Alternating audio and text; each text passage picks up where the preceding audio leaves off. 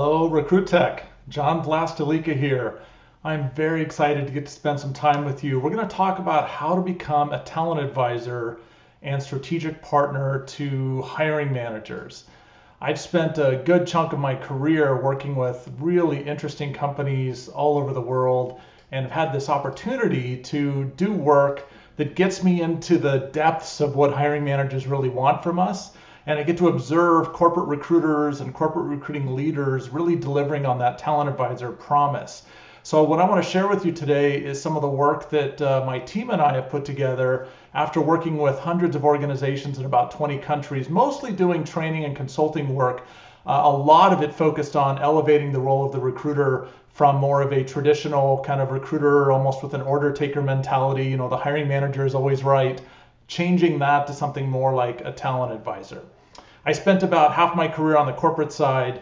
I was the head of technology recruiting at Amazon and the head of recruiting at Expedia, two companies based here in Seattle where I'm located. And as you can see from this list of logos here, I've got to work with some amazing companies as a consultant through my company, Recruiting Toolbox. So let's dive into the content.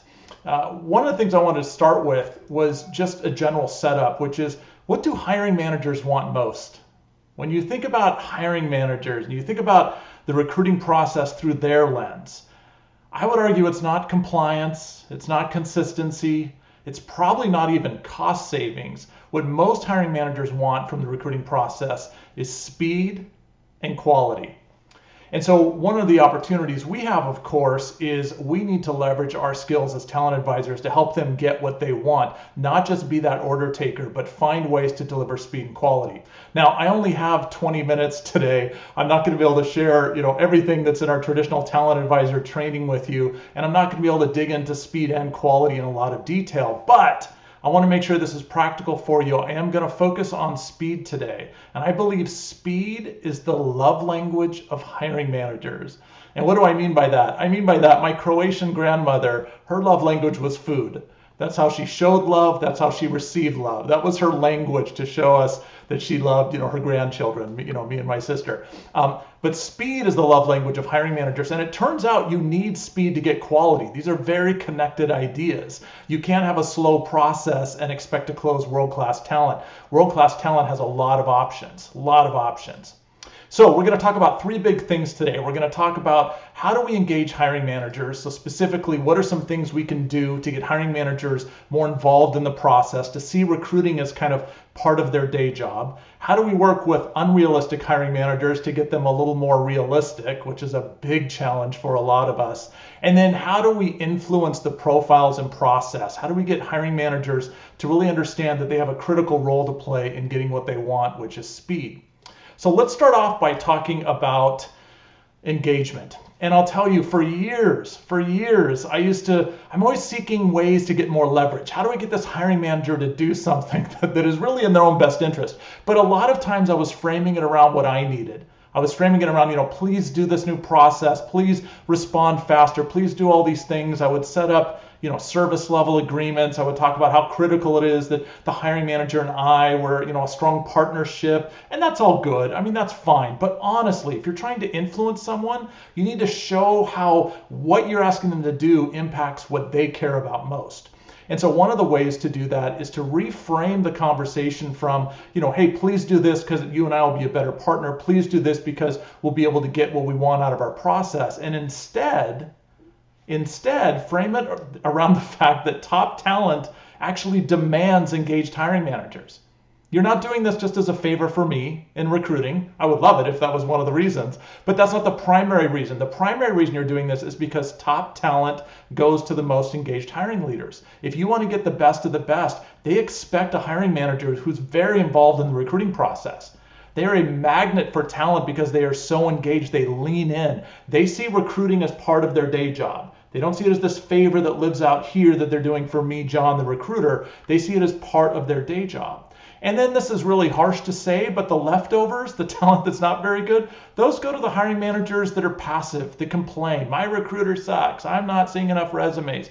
Those are the hiring managers that do not get the top talent. And of course, we want our hiring managers to get top talent. So step one to engage them is help them understand the kind of talent they're going after, where they're aiming, the kind of talent they're aiming for expects them to be engaged. And if you have stories in your organization of candidates that you were able to close, not because you were the highest paying, not because you had the most attractive employer brand, but because the hiring manager was so engaged in attracting, sourcing, interviewing, selecting, and closing that talent, that is a really powerful narrative, a really powerful story for you to share. Now, the second thing I want to talk about is hiring managers who are unrealistic. And I put this up here with a little smiley face because I actually think hiring managers are required by law, all laws, to be unrealistic. And I put a list of some things I'm sure you've heard some of the hiring managers you've worked with say, I need someone in 7 days, or I want to include way too many people on the interview team, or I need perfection. This candidate has to have all 10 out of 10 on these things. And we hear these things from hiring managers, and I get it. I don't want to be the recruiter that tells them to lower their standards. I'm not saying, hire someone who's not good, of course, but they need to be realistic. We need to bring some insights into what's really going on in the marketplace. We need to educate the hiring managers who are unrealistic to make them more realistic, because when you're unrealistic, your job stays open for a long time. There's a guy in my team named Matt, and he is awesome. And he worked at a company called KPMG, and he talked about a hiring manager he worked with that had a job that was open for a year, and they sang happy birthday to the rec. The rec had a birthday because it was open for a full year. And most of that was because of engagement issues and being unrealistic. So how do we deal with unrealistic hiring managers? One of the ways we can deal with them is to leverage a conversation that's around educating them around trade-offs. There are trade-offs. If I'm working with an unrealistic hiring manager, I tend to frame things up around speed, cost, and quality. And you can use this tool as a way to have a conversation with your hiring managers as well. And this is the way I typically talk about this. This is the way I kind of dig into it. I say, listen, we're working with 3 variables here. We have speed, which is kind of time to fill, how long it's going to take to fill this role. We have cost, which is kind of the salary you're willing to pay. And then we have quality, which is whether or not you get a perfect candidate profile match. When hiring managers are being unrealistic, it's really helpful for you to push back a bit, but do it in a way that's more educational. Listen, if you want to get speed, if you want someone really fast who's really, really cheap, they're probably not going to be the best quality talent, right? And if you want someone really, really cheap who's really, really good, it's going to take us a long time. And if you want speed and quality, if you want 10 out of 10 of everything you're looking for and you want it really fast, you're going to probably have to pay more than you want to pay. And so I'm not trying to get them to lower their standards. When I talk about quality here, I'm not talking about hiring someone that's not good. What I am talking about is how do you talk to hiring managers around this notion of perfection? I need all 10 out of 10. And this is where we might say, hey, I know you want 12 years of experience, but I can get speed and I can get the candidate for that cost if you're willing to go down to 8 years of experience. Still someone who's capable, still someone that knows the skills. They just may not have 12, they might have 8 because of the realities in our marketplace. We don't see a lot of candidates with 12 years of experience. And if we do, they cost a heck of a lot more than what you're willing to pay. So that's a really powerful conversational tool. I learned this when I was very young as a corporate recruiter working in telecommunications, and actually one of the IT project managers kind of walked me through how he used this in project management. And immediately he and I saw an application for this in recruiting as well. The next thing I want to talk to you a little bit about is this opportunity to get calibrated, to get aligned with the hiring manager very early.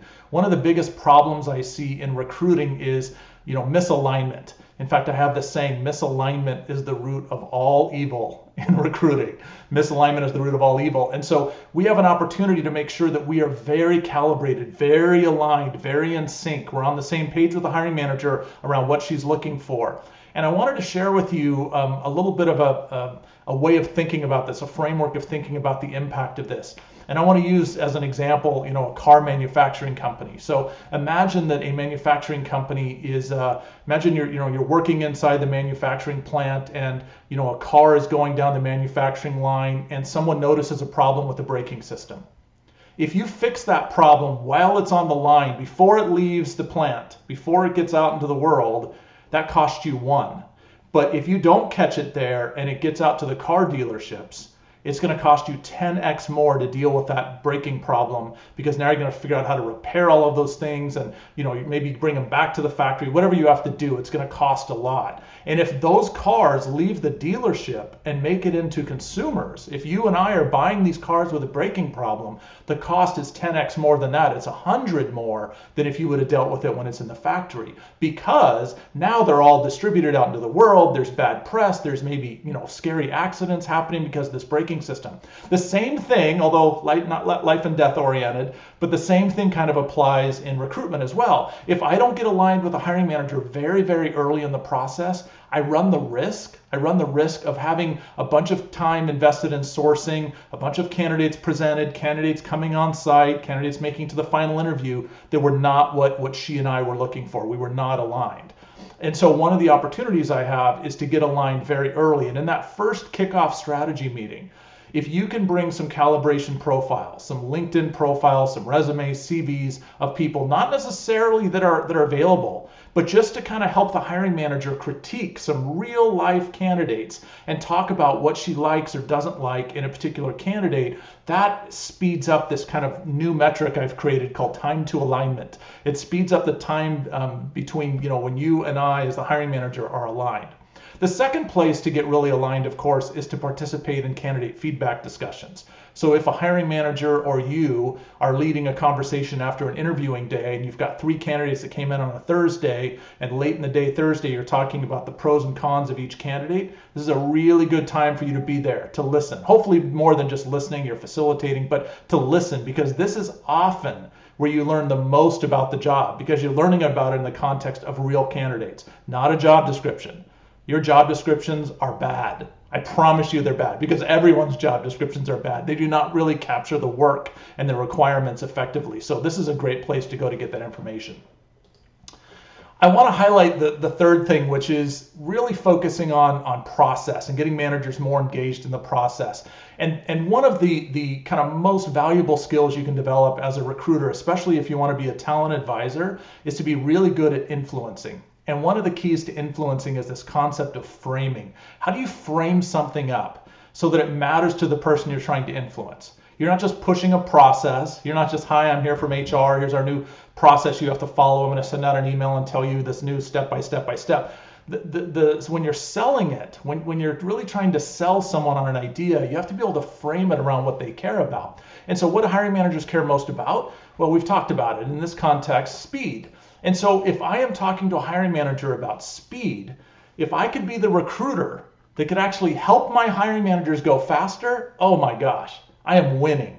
I am winning. It is rare for anyone from the HR talent recruiting space to come into a hiring manager and help them go faster. We usually slow things down. Here's more forms. I need you to log into our ATS. I need you to send me this stuff. You have to fill this request. You have to wait for these approvals. We're always talking about things that sound like they're slow. So I can be an absolute hero if I can go to a hiring manager and tell him or her how to go faster. So this is the way I typically do that, is I want them to understand the role they play in getting speed. So I'm not pushing a process. What I'm doing is I'm highlighting for them, you want to go faster? I can help you go faster. And this is the way I typally do it. I say, hey, typical time to accept or time to start for this kind of role is 90 days. And if we were to break down those 90 days into major steps, kind of the getting alignment phase, and then the sourcing phase, and the interviewing and selection phase, and the offer phase, and the accept phase, here's how long it takes in each one of those major steps. Those 90 days, 10 days here, 15 days here, 20 days here, etc. And then I ask this really powerful question. Hiring manager, would you be interested in hearing what some of the other hiring managers I work with who fill very similar roles, some of the things that they do differently to actually shave those 90 days down to 70 days. They actually fill these kinds of roles 20 days faster. I have some experience with these other groups. We're doing things a little differently than the way you and I have been doing them. Would you like to hear some of the things you and I can do to go 20 days faster? Now, you are speaking my love language if you're telling me this as a recruiter and I'm a hiring manager, because you're talking about going faster. And so it is very, very likely the answer is going to be yes, of course. Of course, I would like to know how to go 20 days faster. And this is your opportunity. By asking it as a question, you are putting the hiring manager in a position to ask for your help, to ask for your guidance, for you to be a talent advisor. In fact, by asking it as a question, not just saying, here's how to go faster, but would you like to hear, you're setting up the relationship so it's a little more peer-to-peer. And this is where you get the opportunity, I think, for you to kind of connect with a hiring manager as a subject matter expert, to say, I actually know how to get speed, quality, diversity, cost, whatever your goals are. In this case, we're talking about speed. I know how to go faster. Would you be interested in hearing some of that? And then what you follow up with, of course, is, well, here's some things you and I can do. Here's what some of those hiring managers are doing differently. Here's some of the strategies, the way they're engaged in sourcing, screening, interviewing, selecting, closing. This is the role that they're playing in that. And these are some of the things you can be doing to go faster. When I think about the hiring managers I've worked with in my career who are amazing, who actually get speed and quality and diversity, they do lots of interesting things. And I'm going to hit you with four things really quick. Four things really quick. One of our clients actually sets up coffee chat goals. And I know when we're virtual, this is a little odd, but back in the day when we could all sit down in coffee shops, we would sit down and say, hey, hiring manager, over the next 2 weeks, we're going to be generating some leads, not candidates, some leads. We'd like you to have some initial conversations. So one of our clients in New York City was doing this, where hiring managers had goals. They actually gave him a gift card to be able to take candidates out for coffee, just to have those early conversations, more exploratory, more question and answer oriented, not interviews.